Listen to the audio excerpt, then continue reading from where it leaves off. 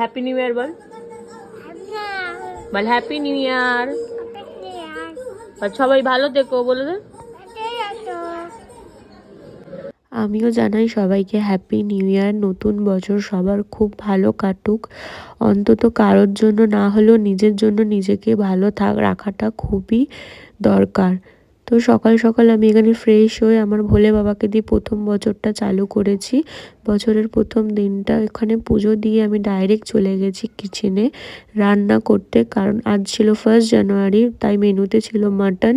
আর সকালে বানানো হয়েছিল টিফিন। এখানে টিফিন করে আমি একটু বাচ্চাদের সাথে সময় কাটিয়ে তারপরে চলে গেছিলাম লাঞ্চ করতে। লাঞ্চ করে একটু রেস্ট নিয়ে বসে তারপরে বাচ্চাদের আর আমার পতিদেবের আবদার ছিল যে পিৎজা খাবে বলে। আর আমার ঘরের বাচ্চারা কিন্তু পিৎজা খেতে খুব ভালোবাসে, দেখতে পাচ্ছ কতটা হ্যাপি। আর এটা হচ্ছে ওর রিয়েকশন। ওকে যতই যা ভালো কিছু দিই আমার কোনো কিছুতেই নাম হয় না। তো যাই হোক, তারপর আর বিকালবেলায় রেডি সেডি হয়ে বেরিয়ে পড়েছিলাম, কিন্তু কোথায় যাব কোনো ঠিক ছিল না।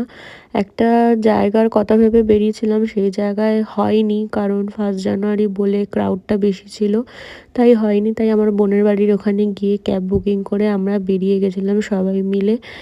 দেখি কোথায় যাওয়া যায়, আমরা গাড়িতে বসে ডিসাইড করেছিলাম। তারপরে চলে গেছিলাম ছোট্ট একটা ক্যাফেতে। ওখানে খুব ভালো ক্যাফেটা বলবো না, কিন্তু মোটামুটি ভালো। ওখানে একটু টাইম স্পেন্ড করার জন্য, আড্ডা মারার জন্য বেস্ট। ওখানে নিয়ে গিয়ে চলে গিয়েছিলাম, কিছু স্টার্টার অর্ডার করেছিলাম, বেবিকর্ন, পিৎজা। ওইটাই খেয়ে একটু টাইম কাটিয়ে বেরিয়ে পড়লাম বাড়ির দিকে। এই ছিল আমার 1 জানুয়ারি।